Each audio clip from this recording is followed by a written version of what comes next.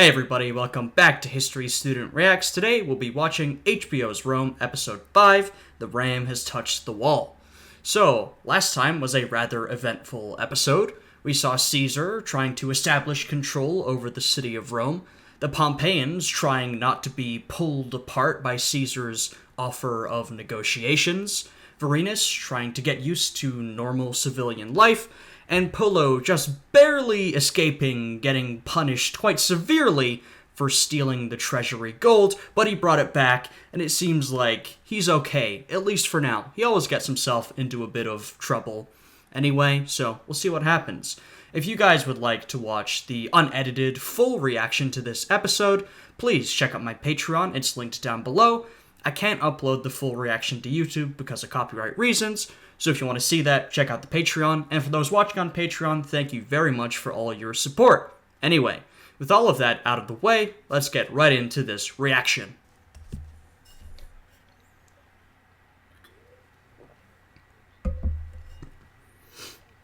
Ah, the Pompeian camp. They're not looking so well.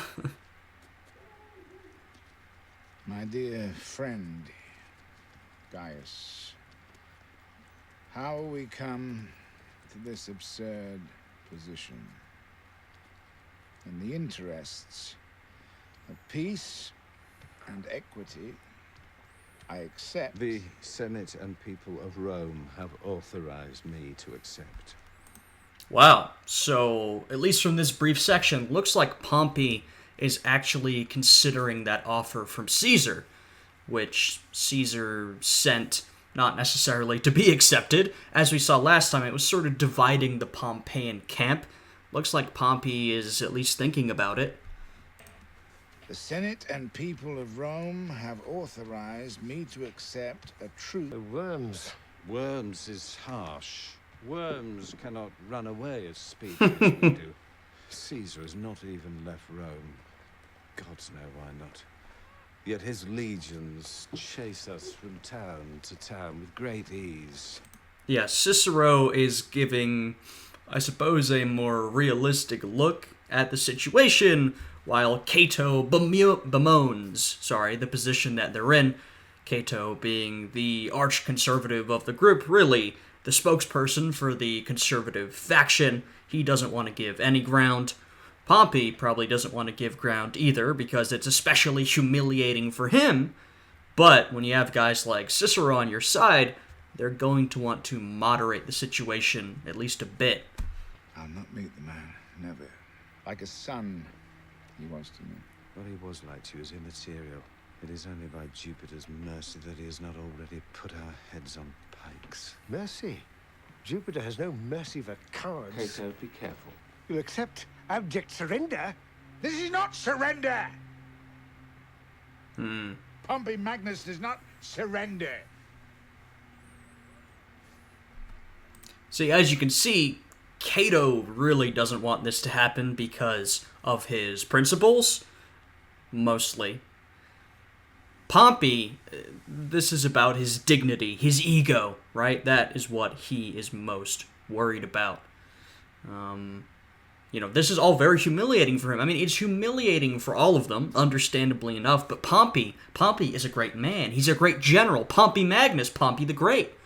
He's developed this career, this legacy throughout his life, and I'm sure he feels like it's being torn down in front of him by this fairly young upstart Julius Caesar. They were once allies. Pompey says that Caesar was once like a son to him. I'm not sure if that was quite true. There was a bit of tension for a while, but they were once close. They once had at least a close political alliance, and now that has completely fallen apart. You can imagine how Pompey feels, right? I need time. A truce gains us that time. Okay.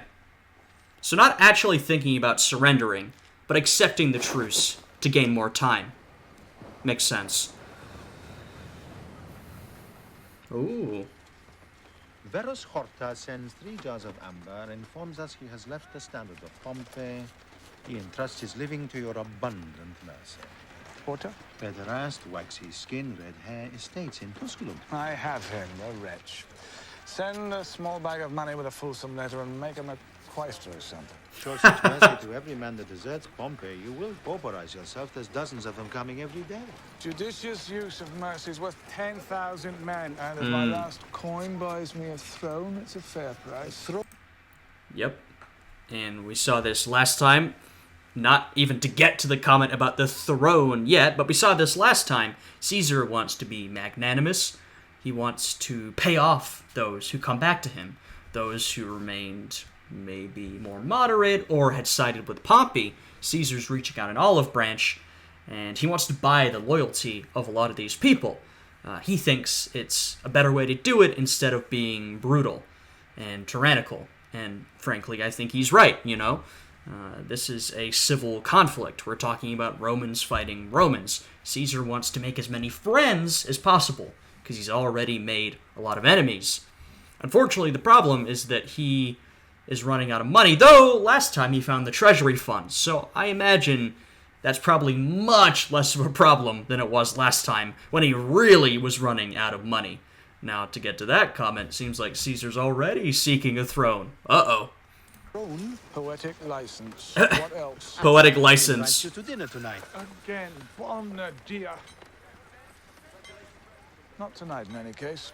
What excuse shall I give? None. This is the second time you have refused an invitation from me. Ah, Pullo. Doing well, I see. Pullo is sleeping on the stairs again. Has he nowhere else to go? You won't be in Rome much longer. Tell me, when is the youth returning, your husband? Crito. Crito, when does he return from his journey? November, why? I'm selling my slaves today. Be money enough spare for your dowry. So when Crito comes home, you and Lucius can go to him and start your married life proper. Thank you, Father, thank you. I'm sorry to see you go. November, it's so soon. You have to go at some time. Of course, but November. I know it's hard, but it has to be done. Okay, I mean, it looks like Vorenus is maybe having a bit of a better time being a family man. We've seen that he has struggled with this sort of thing, frankly, throughout the series. And, of course, you understand how it can be hard, but seems like he's warming up to it a little more. Doesn't remember the name of his daughter's betrothed, but he's behaving in a much more friendly manner. And Pullo, probably drunk, is just hanging around. Of course, he's still in service to Caesar, so he'll probably be marching off soon. I'm sure that's the expectation, at least to Vorenus, who is now a civilian. Where'd you go? Go. Cat. Oh, come on, Pullo. My man. I know it's one of these. I know it. Stop worrying, even if we... It's very funny how, you know, they no longer have the relationship of, you know, superior to subordinate, right? Vorenus has resigned. He no longer has an official position under Caesar or in any capacity, and yet it really is still like Vorenus is in charge of Pullo, and whatever Vorenus commands, Pullo follows. I guess having that relationship for a long enough time, it's sort of hard to interact any other way, but it's sort of funny to see. Here she is. Thank you, Apollo. The girl is his. No trouble. Pay what's owed, and the girl is all yours. What's owed? You should be paying me to drink the pond filth you serve here. Pullo! Immediately to violence with him. How much? I'll pay you back as soon as I can. No, you won't. So what will you do with her? Very curious what exactly the relationship is, because presumably, I mean, he found her as some sort of slave girl, I think. I mean, she was being dragged along behind a wagon. Now he's just been taking her around. We haven't heard anything from her, so I don't know what the deal is here. I'm sort of curious. I don't want to. Say again. I don't want to. It's nice of you to think of But it. you want a slave. You keep asking for one, and here she is. Pullo can't keep her, and it costs us nothing. Can't I have one of your Gaulish I told you slaves? my gauls are unseasoned. Cut your throat as soon as sweep your floor. This one's trained up nice and docile. What is wrong with her? So, here she is a slave. I suppose currently in the service of Pullo. And once again, I feel like I say this every episode, but it's worth saying that they're giving us a good look at slavery of this time period, something that doesn't really get enough attention in my opinion. They're showing how pervasive it was. I mean, really, almost every aspect of life, day-to-day life, there were slaves involved. One of Vorenus' big prizes from the war was his Gallic slaves, which he's now selling off, this slave girl that Pullo has, and now maybe Vorenus Niobe will take her. The slaves serving under Caesar, some of them in menial positions, some of them in fairly high up and important positions. This show's just done a real good job of showing how prevalent slavery was to everyday life, how normalized it was at this time. She has strange eyes. You drive me insane. The girl stays.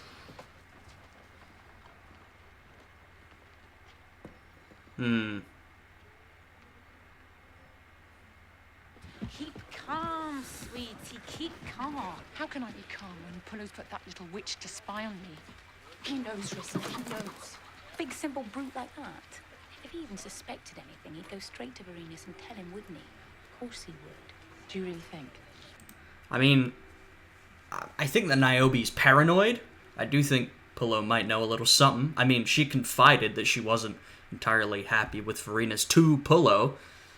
I'm not sure he knows the extent of what's going on, I kind of agree with that. How much attention do you think Pullo's really paying? He might know a little something, but I would be surprised if this is some ploy to send a spy, I really don't think that's what this is. I think Niobe is just overly paranoid.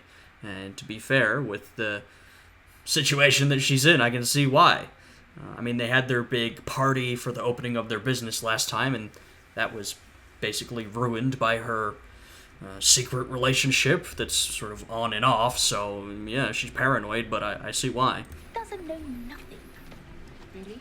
Sure of it. So he's a Rivander around the world. So what? His family's allowed. That's true. You're getting worried over nothing. Oh, yeah. Pullo did see them last time, though. That I forgot about that, so... Like I said, Pullo may suspect a little thing or two. Maybe. But I'm not sure what he'd do about it, right? God's let it be so. Poor sad wretch gives everything you asked for. The Senate will ratify your status. You get your triumph, stand for consul, and Pompey shall withdraw to Spain. He'll suck Posca's cock, if asked nicely. Too generous by far. Never thought for an instant Pompey would accept such terms. You think it's a stratagem? I doubt it. Caesar sent this negotiation fully thinking it was going to be refused. And, you can see why that's what he thought was going to happen. So now he has to decide, what am I going to do now? I've been sent back favorable terms. How do I handle it? Now, we know from seeing the Pompeians at the start of this episode that, well, at least Pompey and certainly Cato do not necessarily intend to actually make peace with Caesar. They want to buy more time, but it's a bit of a tricky political situation. He and what few forces he has are trapped. He's weak.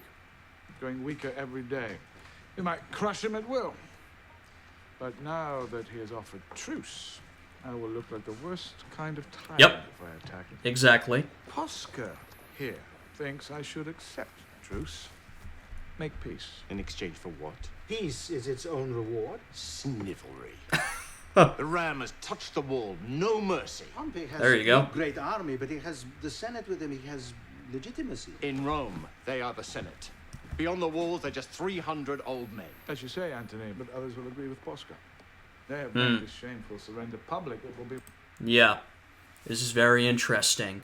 So we're seeing a couple of different perspectives on this. Just like we saw different perspectives in the Pompeian camp, there are different perspectives in the Caesarian camp. Someone like Posca, who thinks the offer should be accepted, knows that it would make Caesar look bad to attack after receiving that offer, and, recognizes, at least to a certain extent, the authority of the Senate. Someone like Mark Antony, a strong supporter of Caesar, someone who we've seen doesn't really value the legitimacy of the Republic or the legitimacy of the Senate. He doesn't care too much about those things. He wants Caesar to do what he wants, take what he wants. And then Caesar, who, well, also wants to do what he wants, but, Caesar's a smart guy. He has to look at the situation as a whole, look at these different perspectives, sort of moderate between them. And Caesar recognizes there will be a lot of people who feel the same way as Pascha. Look, Caesar, you've been offered amiable conditions by the Pompeians. If you don't take them, then you truly are a tyrant.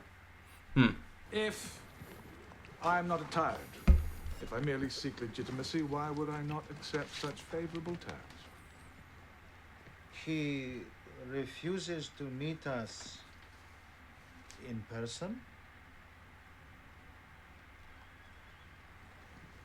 Very good. Simple. Boy, Pullo can understand a reason like that. He refuses to meet me face to face, man to man. He refuses to meet me. Oh, brilliant. Brilliant. Truce. Let's be after him. Twist the smallest thing. He's well caught. We'll leave when the time is right. When? When the time is right. But we should have left Rome long ago. Now, I think Mark Antony is a bit impatient, and he wants to go, go, go, but there is some truth to what he says. Caesar says, well, we'll leave when the time is right, but, you're in a risky position. Now, of course, the longer you stay in Rome, the more you can establish your own legitimacy, maybe you can grow stronger, but the more you leave Pompey alone, sure, he's in a bad position, you've sort of got him stuck, but there's a chance that over time he can grow stronger, he can gather forces, he might take some action that you don't expect. So, you do kind of see what Mark Antony's saying. It is increasingly risky to leave Pompey for longer and longer periods of time. Though, to be honest, I think Mark Antony probably just wants to go and fight right now. The apple is ripe for the plucking, and we just sit here doing nothing? Pompey's not an apple. And I am not a farmer. Call for my guard. All that I have is already yours. What else can I give you? Don't leave me again. I never left you. I mean, we know they have this relationship, but it's sort of a bit unclear how much he still favors her. It's pretty clear right now. They're going mad from boredom. Just today, I had to cut the hands off a perfectly good legionary for murdering a civilian. And then I had to listen to a jumped-up freedman raving for hours about one of my centurions seducing his daughters. It all sounds very tedious. It was your uncle's fault. He should have taken the legion south after Pompey. The men know it. It makes them restless. And in this situation, Mark Antony is a good representation of the men. I mean, he really is one of them. We've done a lot of videos where we've talked about Mark Antony, and I've said some mean things about him, I'll put it that way. I'm not always complimentary towards Mark Antony. I think he makes a lot of mistakes throughout his life, some of which I'm sure we'll see in this series. But what I will say is that he is a soldier's man, a soldier's soldier. He is one of them. He thinks how they think, and that's one of the reasons why a lot of his men like him. And so if we want to get a look into that mindset of your ordinary soldier, of course Mark Antony's much, much higher up, but he sort of provides a good look at what your ordinary soldier is going to be thinking. And though earlier I sort of described why there might be some truth to what Mark Antony is saying, it's not even that complicated. It's just him and the soldiers are restless. They want to fight. They know they have a big battle to go to.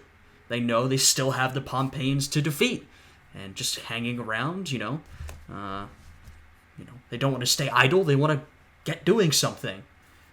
Caesar wants to play it a little more cautiously, but that's not how everybody's thinking, of course.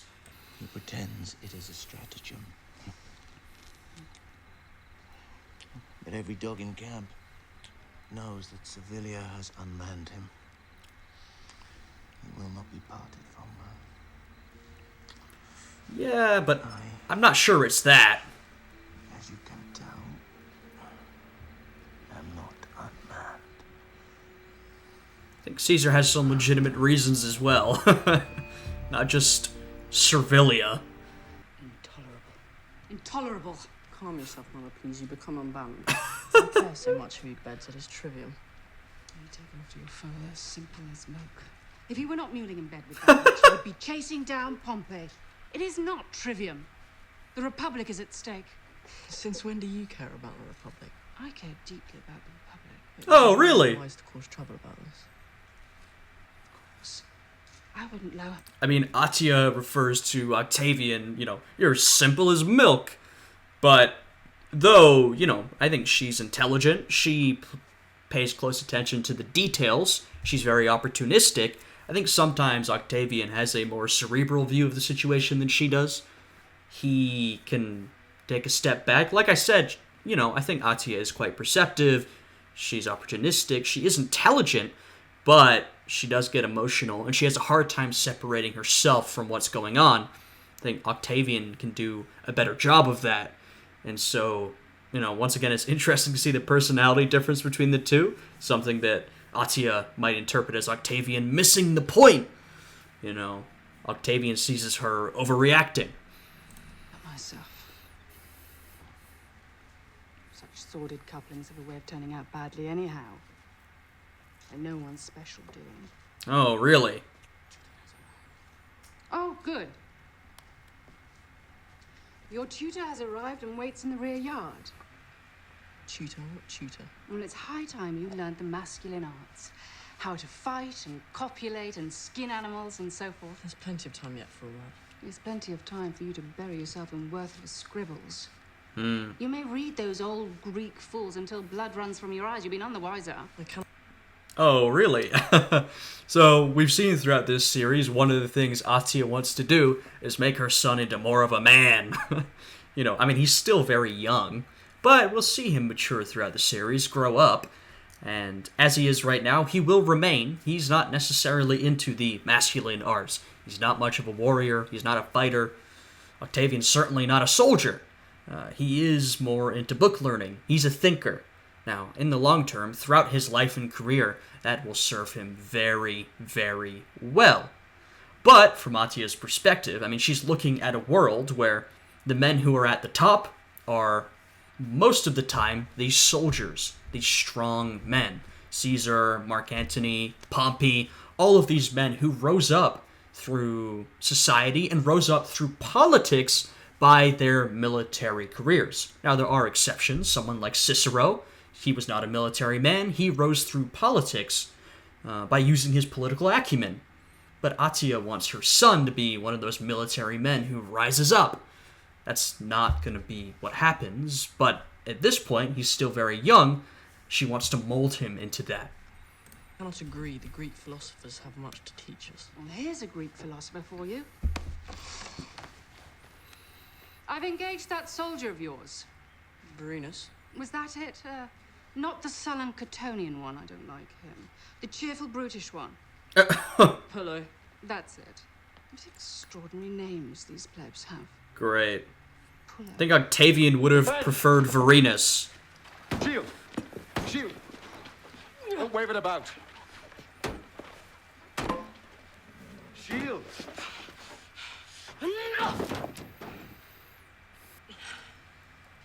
This is absurd. I have no soldiery stuff in me. This exertion brings on a fever. My feet and my spleen. You just finished. Takes time.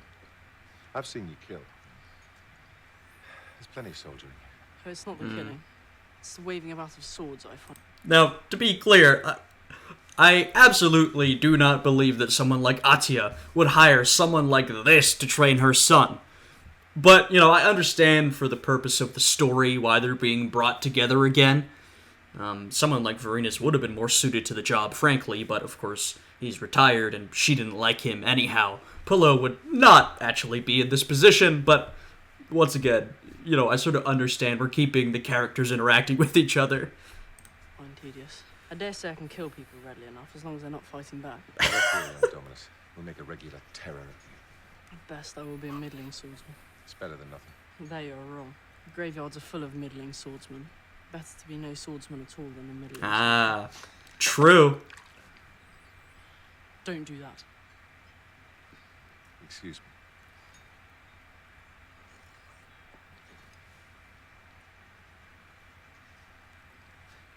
Young Dominus, I need your advice in a delicate matter, if you'd be willing.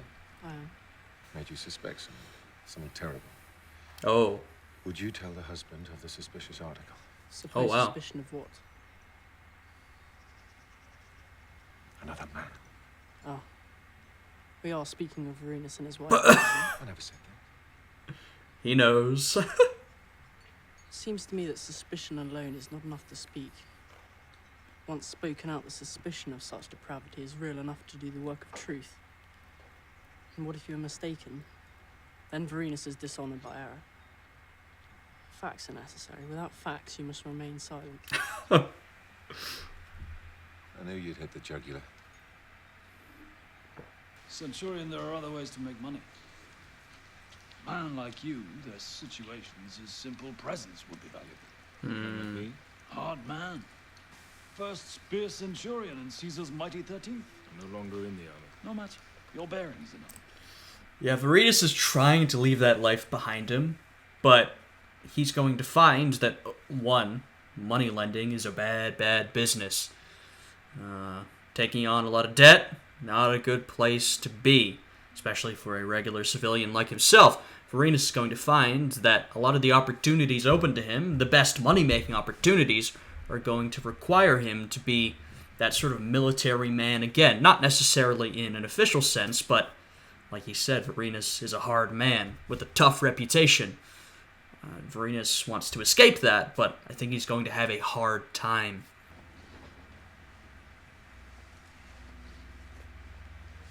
That's lovely. It's not too army-like. Like a man of deep business. Businessman, I'm just a bodyguard. It's a start.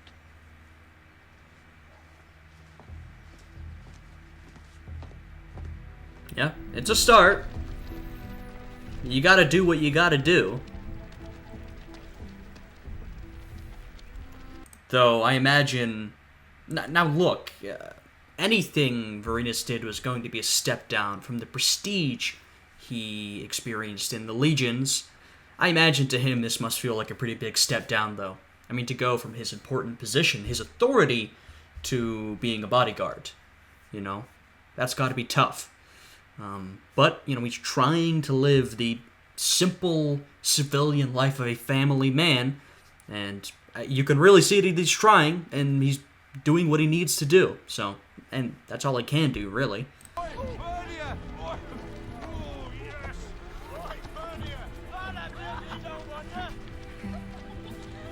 Jeez.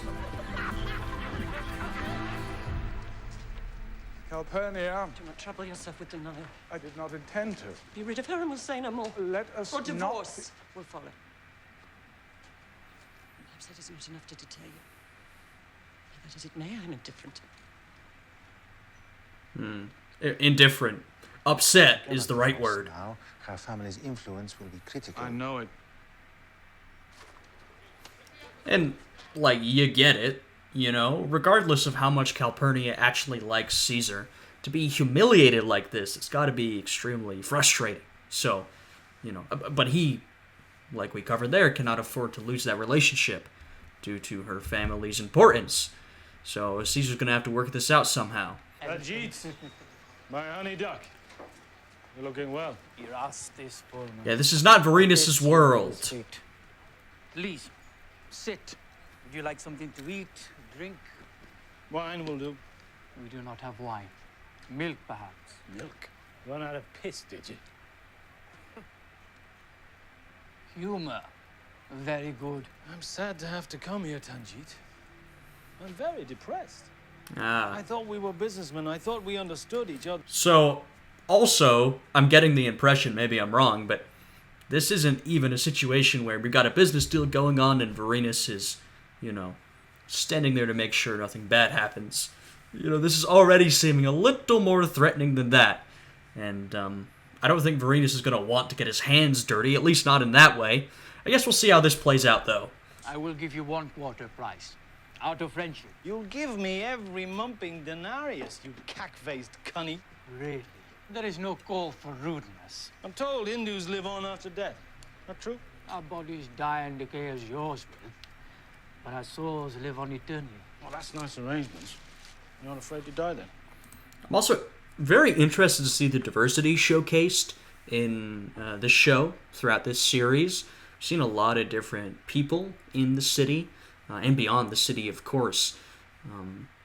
And I'm very curious about the diversity of Rome itself, the different populations that might have settled there. I don't know too much about it, but given that at this point, Rome was already an important city and it was on its way to becoming an even more important city over time, I do imagine that there were lots of people from very far lands, many different countries, empires, who came to settle in the city. Maybe some of you have some more insight on that. I'd be curious to hear. Not at all.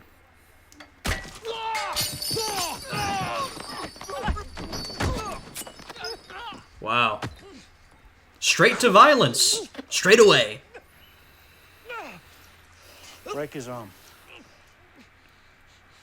Break his arm. What will you do, Vorenus? Oh. Yeah, this is not what he wanted to be doing.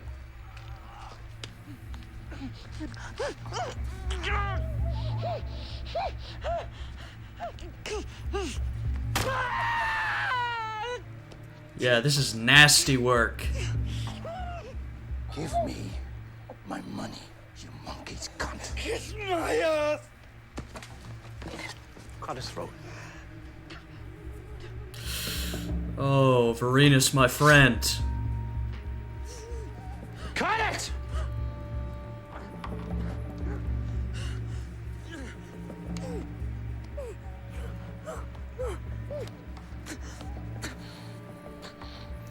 Look, Vorenus has been a soldier, and it's not like Caesar's legions were, at least to the Gauls, particularly merciful. I'm sure Vorenus has committed a lot of brutality in his life, but, you know, this is even beyond that. You know, as a civilian, a bodyguard, going to this shady business deal, now he's being asked to murder in cold blood. You can see the man doesn't want to do it.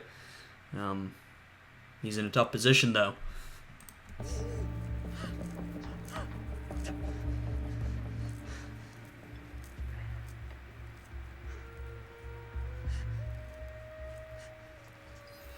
Walking away. What are you doing? I mean, certainly the right thing to do, to walk away. Probably not good for Vorenus' business prospects. What happened? What's wrong? Tell me. The rest is Fulman asked me to kill him. You refused him. What else was I to do? I am no bandit. Of course you're not. You couldn't do other than you did. You to pay the rent. Yeah, this is the eternal question. You know, Niobe says, you know, you did the right thing, basically, is what she's saying. But, how are we going to pay the rent now? This is the question. This is what I was getting at. Vorenus absolutely made the right choice morally. I mean, it would have been truly horrendous to murder that man. And, I mean, look, we knew Vorenus was getting into something bad, but I didn't think it would be quite that nasty. But, where's the money going to come from? He needs some money. He's in a really bad position. I mean, the legions are always an option. Maybe. Maybe not. Mark Antony was pretty mad at Vorenus last time they talked, so maybe that option's cut off. I'm not sure what he's going to do. I regret I cannot stay. I've come to say goodbye. I'm going south in pursuit of Pompey, and we shall not see each other again. What, never? Never. Don't joke, sir. I am not joking. Just because of some foolish graffiti. Sevilla, we are done. Wow. He's really cutting it off like that.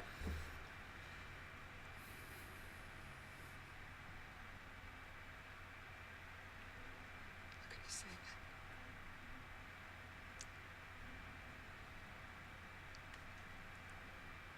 We love each other. Be assured.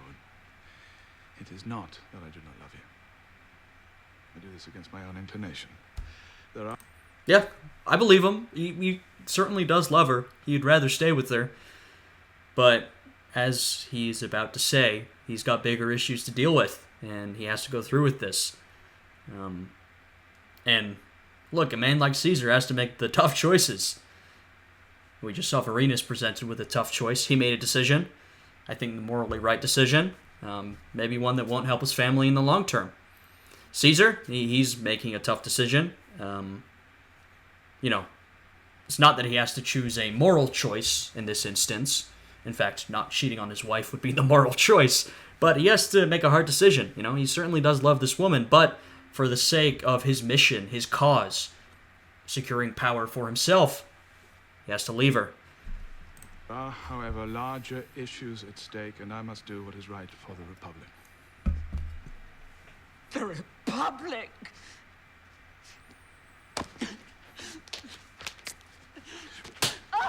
Oh.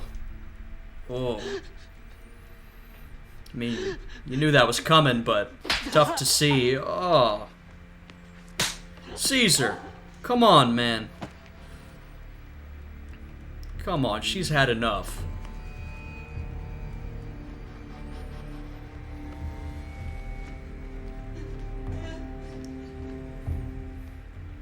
Jeez. Yeah, that was rough. We go south tomorrow. Excellent. If we move fast, Pompey will be eating dust by the calendar. You'll remain here with the 13th to keep the peace. Oh. Keep the peace? The city will be in your charge. I leave Posca to assist you. That's ridiculous. I'm a soldier, not a peacekeeper. You will follow orders down here. It's funny because Antony, he's already Caesar's second-hand man. This is an incredible opportunity, right? He's being left in charge of the city. My goodness!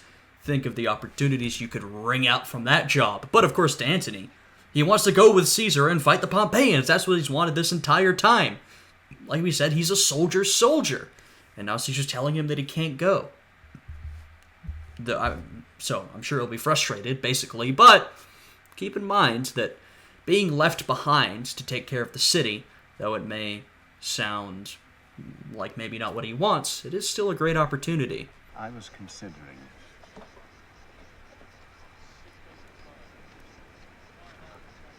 I have a farm near here.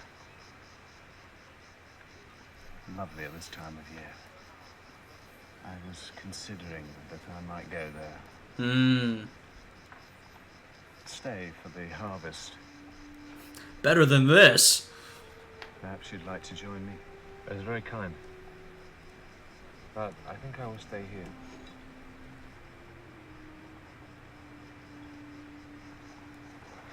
No good will come of staying. Oh, I don't know.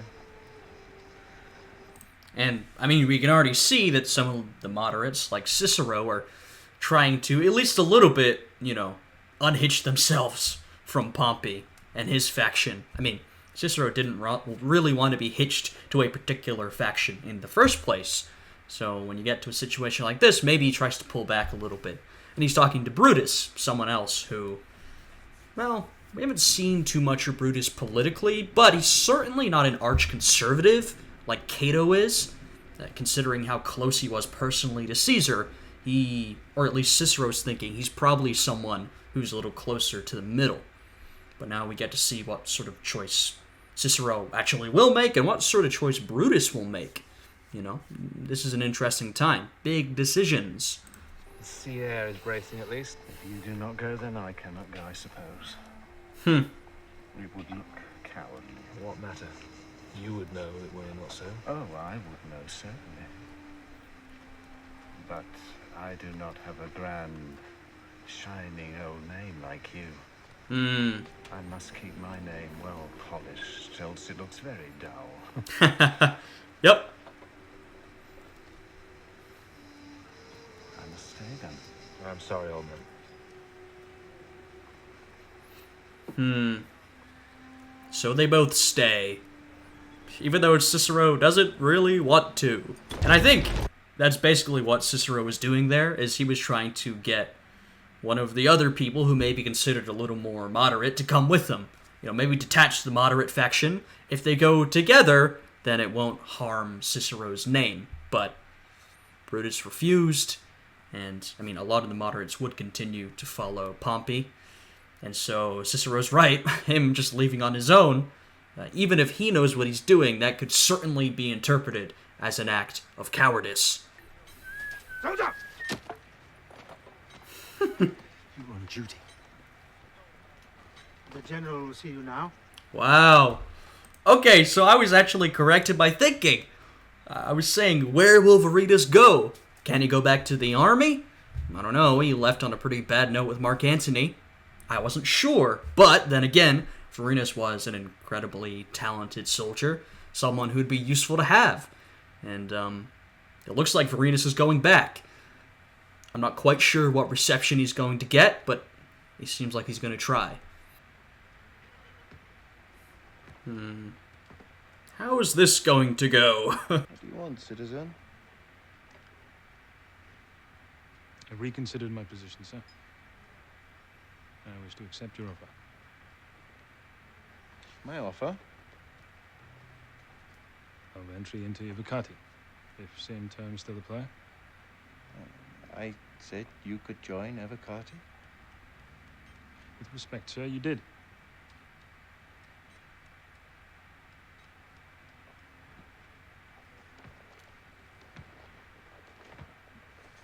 What terms did I offer? Evocati prefect, first grade, 10,000 sesterces. A generous offer. One which you declined. Yep, there it is. Normally, I would never make the same offer twice. But you're lucky. Caesar is away. And I'm here alone. And I shall need good men. I gotta be honest, I think even I felt a sigh of relief when he said that. For a second there, I was very worried that Vorenus was gonna get kicked out of this tent with his tail between his legs, but fortunately, and I imagine that, you know, this is because of how good a soldier Vorenus was, he gets another opportunity. So I give it you. Promotion to prefect. And 9,000 sesterces. Just take it. Just take it. Thank you, sir. In return for my generosity, Lucius Vorenus, I expect loyalty. Loyalty unto death.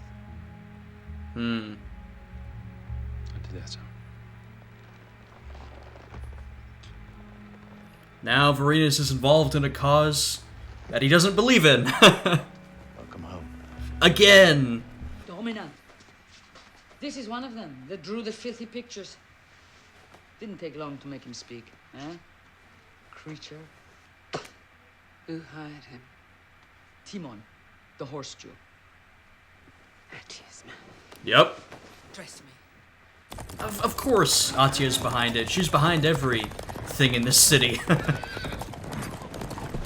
Anything involving an appropriate amount of gossip probably has Atia involved. Evocati prefect, first grade, 9,000 sesterces. Sold myself to a tyrant. Yeah. Yeah. I mean, look, he had that bodyguard job. Vorenus couldn't bring himself to murder that guy. You know, murdered him in cold blood. It's not his way. But, from his perspective, what he's done, he has sold his service to a tyrant. And given the chance, and the chance probably will arise, he will have to go to battle.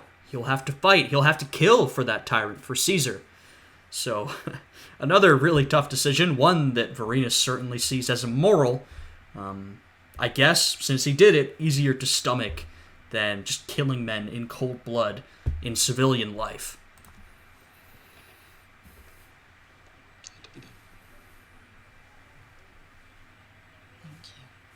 He's truly looking out for his family. He really is.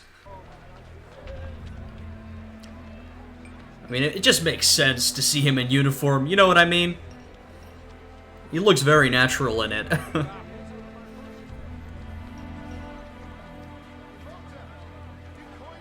the training, discipline of Vorenus, he is certainly suited to military life. Even if he doesn't really want it. I curse Gaius Julius Caesar. Wow. Let his penis wither. Let his bones crack. Let him see his legions drown in their own blood. Jesus. Gods of the Inferno, I offer to you his limbs, his head, his mouth. I mean, I get that you're upset, breath, but, wow. speech. Spirits of my ancestors, curse Atia of the Julians. My goodness. Dogs rape her. Let her children die. The cursing continues. Let her live a long life of bitter misery and shame. Gods of the Inferno, I offer to you her limbs, her head, her mouth, her breath, her... What kind of weird religious ceremony / curse is this? Is this maybe something you know, associated with any religion in particular? She says gods of the Inferno. I'm unfamiliar with that. I'm not sure what pantheon or what exactly we're talking about. Maybe some of you know.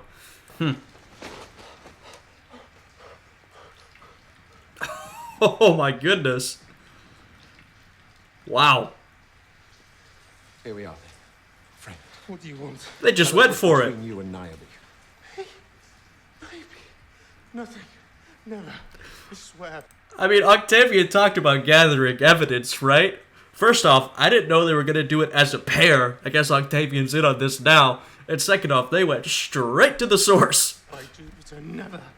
Fury tear my eyes out if I lie. What were you doing when I saw you with her? My wife. We were fighting. I went to Niobe for advice. That's all. I was crying, if you want to know the truth, and Niobe commiserated with me. That's believable. I would never.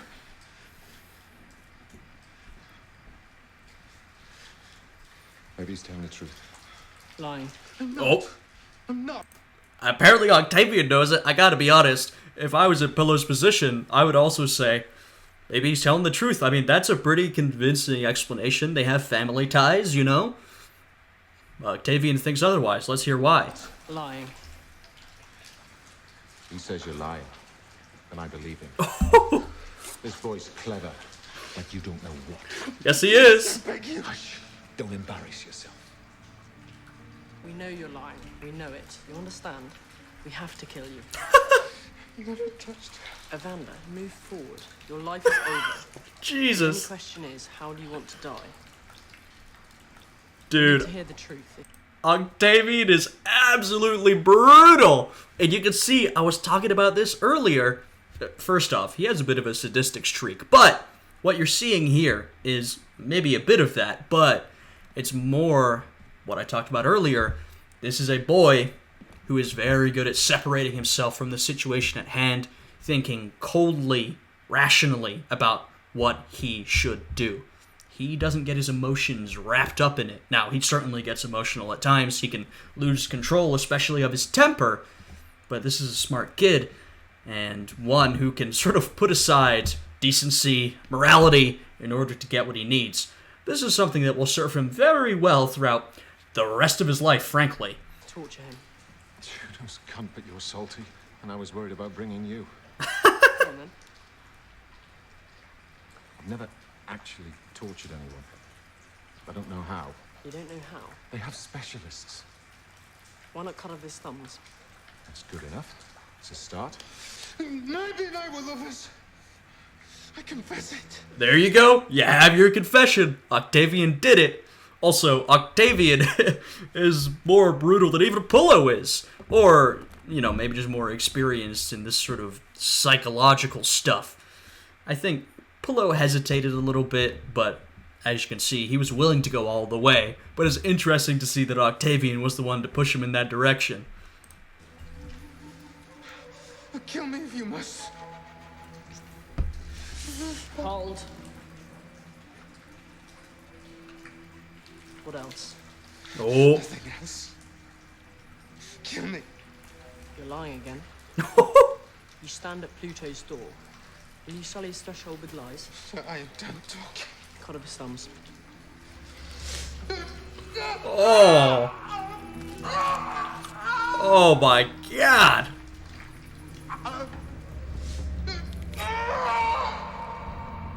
Yeah, Octavian is a bit sadistic. Oh. Child. What child? Lucius. Baby. Please kill me now, please. Lucius. Vorenus' son. Niobe's son. My son. Oh. I mean, first off, they have really tortured this guy, but I'm quite worried. Now look, obviously it's really terrible that Niobe's been lying to Vorenus. And, you know, he deserves to know, but I'm very worried about what's going to happen to this family once Vorenus finds out. The kind of split, the violence that might be enacted.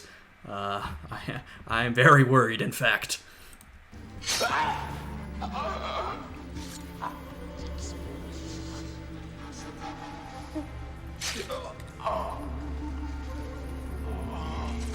cannot believe he brought along Octavian for this.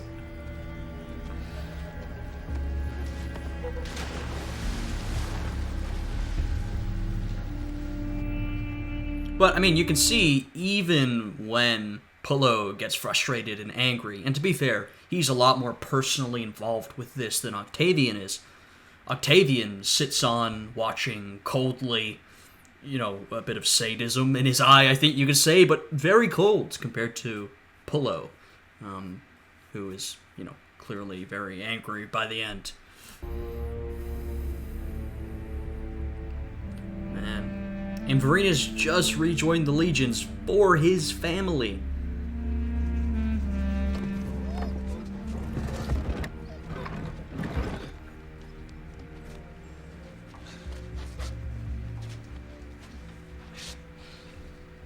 We can also see, by the way, an archetype developing that Octavian will feel throughout his life. You know, we saw his mother wants him to become a strong, tough soldier, you know, train in fighting, wielding a sword. You know, Octavian doesn't want to do that. Throughout his life, he is going to be in partnerships where he is the brains and someone else is the brawn. In real life, and we might see this later on in this series, I'm not sure how long the series goes chronologically, but you'll have Octavian and Agrippa. Agrippa will fill the role of brawn, though he's also very intelligent. You know, all the credit to Agrippa. But, you know, Octavian's not a military man. He has someone else do the dirty work for him.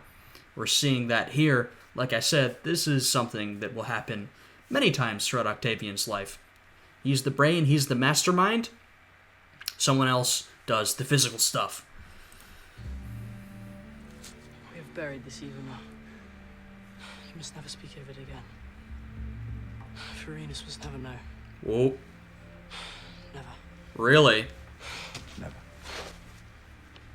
Okay, wow. They intend not to tell him. Strider, this man has done faithful vigil for you. To be fair, I mean, I can see why. I was saying while they were torturing this guy, you know, Vorenus deserves to know, but I'm very worried about what he's going to do when he finds out. So, what Octavian and Pullo have decided is that, you know, they've murdered this guy. Now Vorenus can't know. I mean, the relationship with Niobe is over because Evander is dead. And I guess they think that Vorenus is better off living his life with Niobe and not knowing the truth about that child. And though I do think he deserves to know the truth, I think they might be right. Like I said, I'd be very worried about what would happen if Vorenus found out. We therefore ask you to take him under your protection.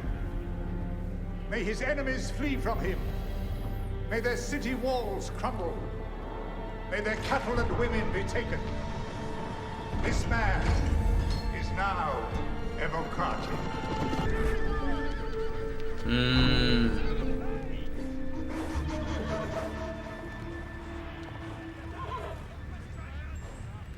Sir, they've sailed for Greece. Yep. Now we reach the next phase of the Civil War. Alright. Fantastic. That was another great episode. We now reach, as I said, the next phase of the Civil War. The Pompeians sail for Greece. And, I mean, the war really kicks off, right? That is the phase we're reaching. Of course, I guess the Civil War has already begun. But now, we'll see the fighting really get off the ground as Pompey starts to gather legions out east.